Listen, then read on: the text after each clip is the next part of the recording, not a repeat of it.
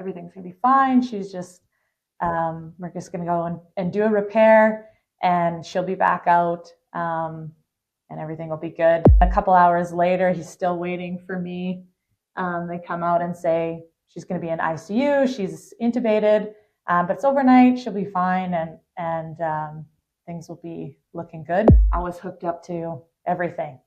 I wasn't able to function. Machines were functioning for me. So they were really prepping him for what he was about to encounter and what he was about to see. And the doctor told him, well, your wife has 30 to 45 minutes to live. And if you have friends or family around, you need to call them and get them to come here. Thriving in Tandem. It's a podcast for you, the married entrepreneur that wants to win in business and marriage at the same time. Welcome to Thriving in Tandem. All right, so here we are with Gary and Keely Van Vlack up in Canada. I want to say somewhere close to Calgary, right? Yep, that's right. Or just outside of Calgary. But so thank you for coming on the show, you guys. Yeah, thanks for having us. Yeah, so we're looking forward to digging in. You know, we met you guys last year, and also this year. I guess it was this year, right? Where, I mean, Keely, it was talk about a health scare. I'll hear your perspective, and I also want to hear Gary. But here you are. I mean, you only been married a few years, right? Yeah, coming up on 4 years. 4 years in March. 4 years. Multiple businesses going on. You got, your plate's full, and then all of a sudden, I mean, something happens early this year. And obviously that kind of rocks your world. And then you still got to try and balance everything. Well, you, Keely, you can't, but Gary's got to try and figure all this stuff out, right, on the outside. So talk to us a little bit, Keely, like what happened earlier this year with your health? Yeah, so actually about 7 months ago now, I went in for surgery. Was really intended to be just a pretty standard routine surgery. And things went pretty bad pretty quickly. So what had happened is I had basically my stomach kind of blew apart from the surgery that I had, and I went into ICU. But not really anyone knowing fully what was going on. So it was kind of just like, I had the surgery, and initially everything was good, and then all of a sudden things started taking a turn, and the doctors were just kind of telling Gary, like, everything's gonna be fine. She's just, we're just gonna go and do a repair, and she'll be back out, and everything will be good. And then a couple hours later, he's still waiting for me. They come out and say she's gonna be in ICU. She's intubated, but it's overnight. She'll be fine, and things will be looking good. He waited another couple of hours and was taken into the ICU, and they were prepping him for what he was going to see, because essentially I was hooked up to everything. I wasn't able to function. Machines were functioning for me. So they were really prepping him for what he was about to encounter and what he was about to see. He was met at the door of my hospital room by the ICU doctor. Again, the last report that he had was everything's fine. She's intubated and she'll probably be out of ICU tomorrow. But the ICU doctor met him at the door and essentially said, "Do you have any idea what's going on?" And he kind of was like, "Well, obviously by that tone and question, I don't." And the doctor told him, "Well, your wife has 30 to 45 minutes to live. And if you have friends or family around, you need to call them and get them to come here." And so that was the start of the craziness that ensued for the next little bit. So essentially I was on the most amount of life support you could be on.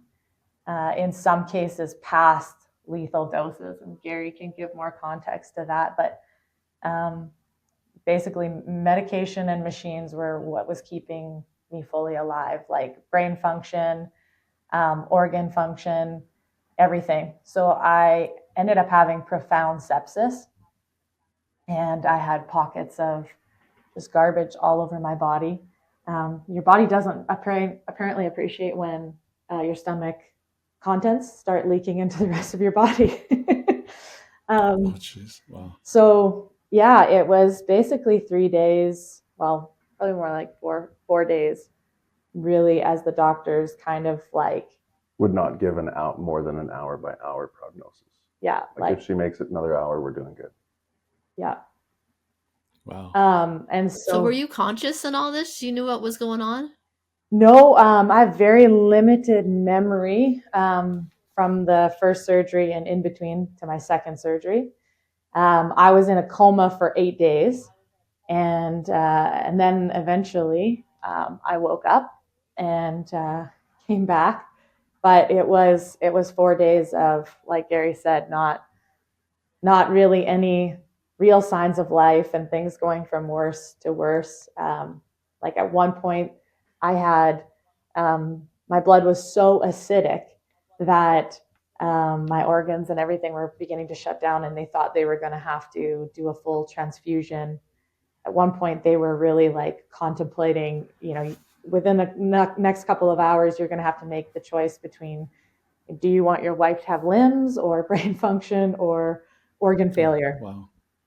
And so it was wild. We had an incredible amount of people around us, and family and friends who came and supported us. And basically, from the moment they heard 30 to 45 minutes, people just began to pray. And we had people all over Canada and the US praying for us. And and then on about day 3, we had a wild encounter where they prayed for me, anointed my head with oil, and all of a sudden my eyes popped open. It was the first real sign of things kind of shifting. And then they just began to like pray and talk about, when they got the report about the blood, they started praying about that specifically.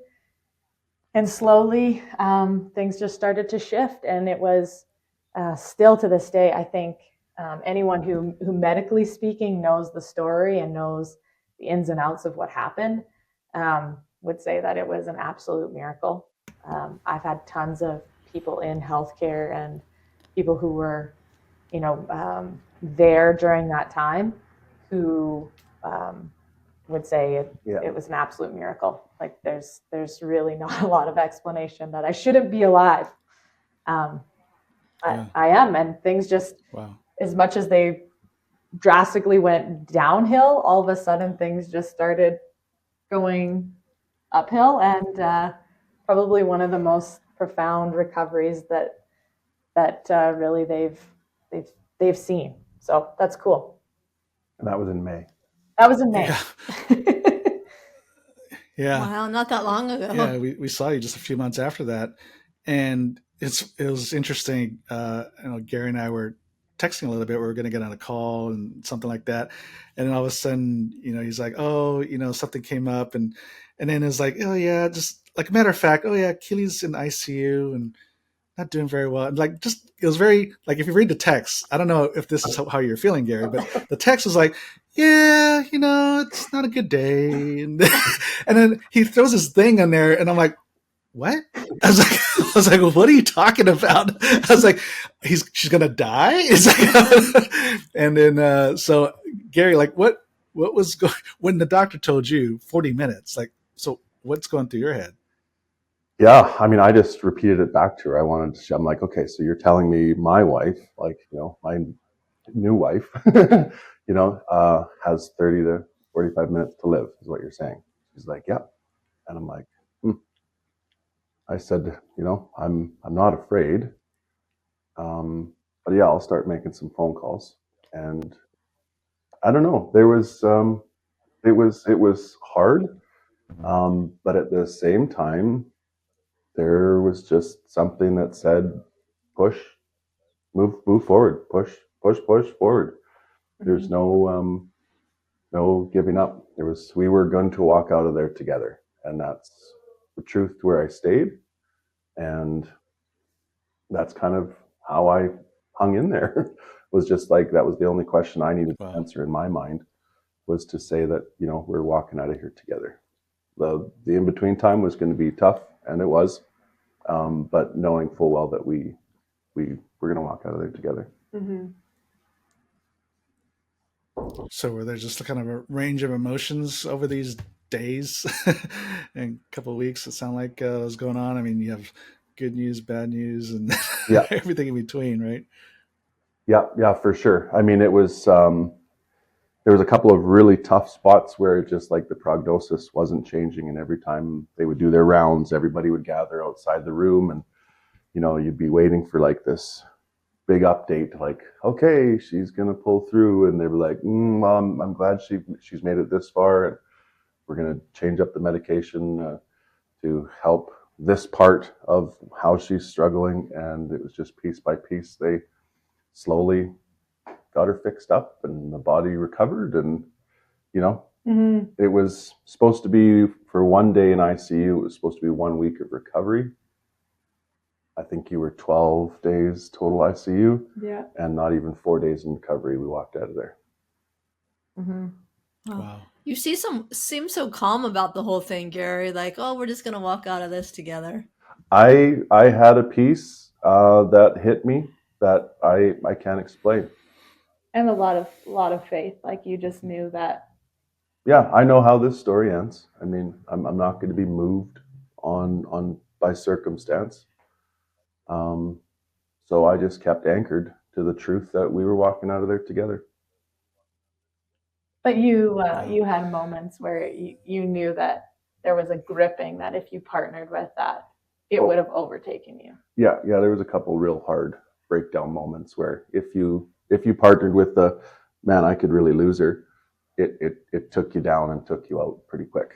Um, and I was so fortunate to be surrounded by so many friends and family that were just like pressing in Mm-hmm. and joining in that truth that, you know, no, this is not her time.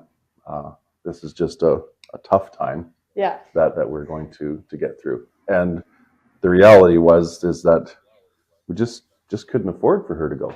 Like there was just we had too much to do. There's too much going on. You know, like, you know, the things that we had going on, the things that we did together, we just couldn't afford for one of us to be down like that. So she had to come out.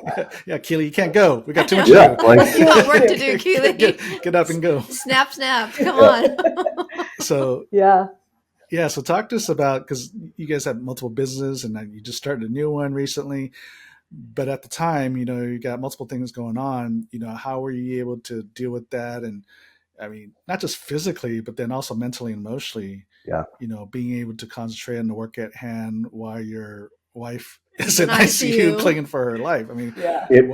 how are you dealing with that? It was difficult, but like, we were talking about this the other day. Um, the thought of her coming around and waking up only to find out that something that she had built and something that she had dreamed for fall to the ground only because of her absence. That you know, nobody stepped in to ensure that her dream in that business stayed alive. Which is, she's a specialty coffee roaster, and that is an art, and you need to know how to do that in order to be a specialty coffee roaster. I didn't have that. 1 day of training. One day of training, like months and months ago. And some YouTube videos and some YouTube videos. And you know, and she produces some like just absolutely class A coffee. So I'm staring down the barrel of all of her standing orders. Client satisfaction has to remain at a 10 out of 10. Like, and that just, it moved me to carry that excellence on in her absence, because I knew that it would just be crushing. You know, like if she woke up and said like, well, what about my company? And to the thought of that being like, oh, well, you weren't there, so we let it hit the ground. Just couldn't happen in my eyes. Yeah, the timing of it was wild because, I mean, obviously I knew I was going in for surgery, so I had planned ahead in the coffee business specifically, and roasted in advance to make sure I was covered until I would be able to roast again, intending a really short window of time. That got eaten up very quickly. Yeah. And in addition to that, I was actually just transitioning fully from having sort of part-time work, doing some consulting on the side, to really full-time launching into GK Capital, our business. And so we were also at the very same time as I was going into surgery, beginning to launch our Heartland Liquidator store, and literally growing that. So my surgery was May 15th, and we were intended to open by the end of May. So all of these things were actually happening right in the middle of. We were in the middle of a brick and mortar launch. Yes, at the same time as same all time. of this happened.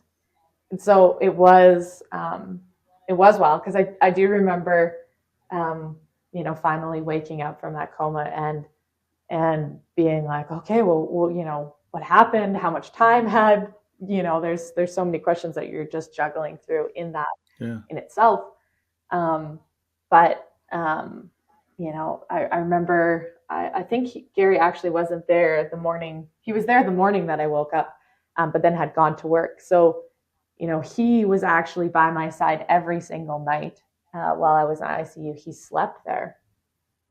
And he was there for the first, chunk of time. But then as things started to progress, and, it was sort of that like level of like, okay, things are actually improving and we can have some more hope. He then really did go and he made sure that everything was taken care of. So he would be, running the oil field company that he was managing. He'd be going and roasting my coffee orders, Driving to Calgary, picking up orders, stock, processing, getting our team set up with the new store, and then making coffee carts. Running had 2 coffee carts going at the same time. that we had launched at the same time, so mobile cafes, and he made sure all of that was going, and at the same time was always by my side at night. Wow. So yeah. So how did you know how to, or learn how to roast coffee? Because I'm sure that's not something you knew, right, Gary? No, I had no idea. Coffee is, well, I mean, when you see the software side of things, it runs on a roast profile.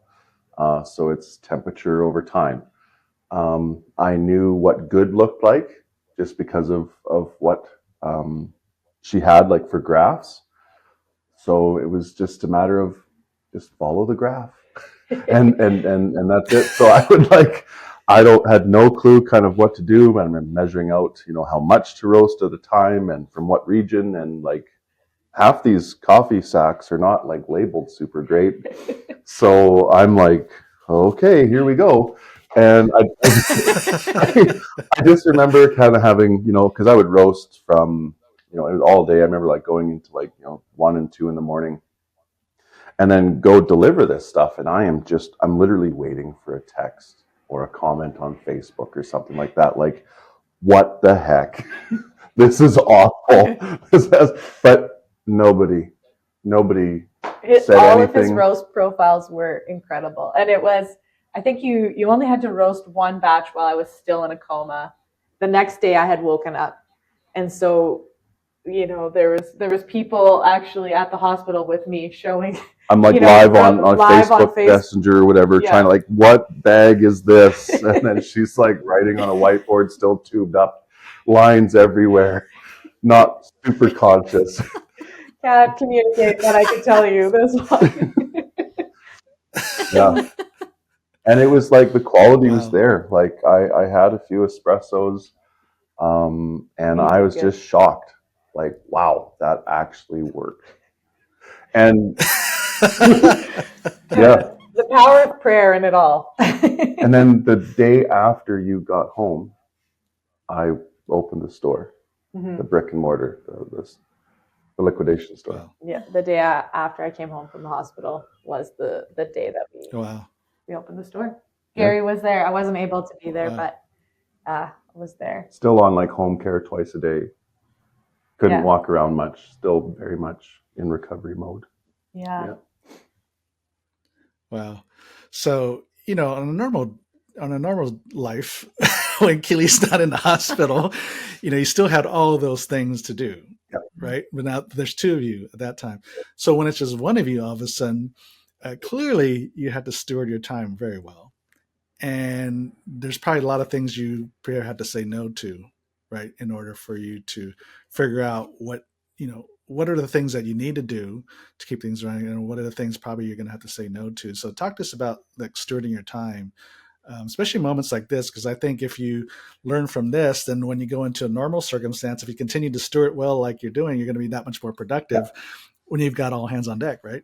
Yeah. Empowering the people around me to do the things that they could do helped me stay in my lane. Mhm. Also, just like the network of family. So to actually take if you could think about like the burden of my care for her and my desire to want to be by her side because she wasn't well 24/7, having the family around me to actually just put a hand on your shoulder and say like, it's okay. You go do what you have to do. We're here with her. That was like the fuel. That was the fuel in the gas tank that allowed me to do that. And it just seemed like I had blinders on. So I don't know that I seen a lot outside of what had to be done. So it was just, very calculated approaches to, okay, I'm here for 4 or 5 hours. This is what I need to get done. Yeah. And I couldn't afford to like go anywhere Stand else. up, It was just like very siloed, very focused. Didn't sleep a lot. So that was probably not wise, but it's how it went. So what could wait till the wee hours in the morning did, and what had to happen during business hours and public interface happened. And I tried not to bring my circumstance to the table and in those interactions. So still meeting people in a very real way. I mean, yeah, my wife was in the hospital. She is dying. That's tough. But we're pushing through. Like, my like wife's in the hospital. yeah, I remember going to a site meeting at a gas plant, and there's only one other person that knew like what was actually happening, and that kind of helped actually to still be able to function at high capacity and just cling to the hope that I knew that we were walking out of there together. It was just a matter of time. Mhm. So some of that stuff actually helped me mentally be able to avoid dwelling on the negative. Mhm. Yeah, I mean, we had such an incredible team. Like Gary said, he really did empower. Our staff really stepped up and came to the table, and they're new and still kind of growing and learning with us and learning a new facet of the business. But he did really empower them, and they excelled in what they did, and it really helped us to launch the store, and to keep kind of coffee carts going and everything that needed to happen. And yeah, we also had an incredible amount of family and friends just around. I think in the ICU, there was never a point where somebody wasn't with me. So there was always family or friends right by, like at my bedside the entire time, um, which is super helpful for Gary to be able to, like you said, go and do the things that he needed to do, and feel like I was covered and supported. And yeah, I mean, people in the ICU were like they've never seen that kind of support before. They've No. never seen the friends and family like we're blessed with, and that is such an incredible blessing to have that support network in those times of trial and great trouble.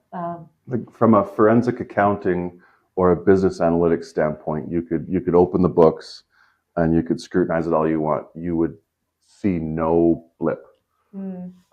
Couple of extra parking tickets maybe, but No, nowhere did we see any kind of slope change at all. Mhm. Oh, that's great. That's great. And obviously relationships was really what got you through this, Mm-hmm. right? The support network was allowed you to do what you need to do in the business, Gary. But also there's just that emotional support that even while you're with, whether you're with Keely or not, just that emotional support, I think really fueled you. Yeah. And so was that the relationship part? Is that something the two of you have always been intentional about? I mean, you guys are busy. You've got your businesses, you're launching a business, you're growing a business. Was relationship still like something that you're intentional about cultivating, even in the midst of the life that you lead? Mhm. Oof. It definitely threw a magnifying glass on it. That's for sure. So I would say that was something we would like to have said that we were super intentional about before.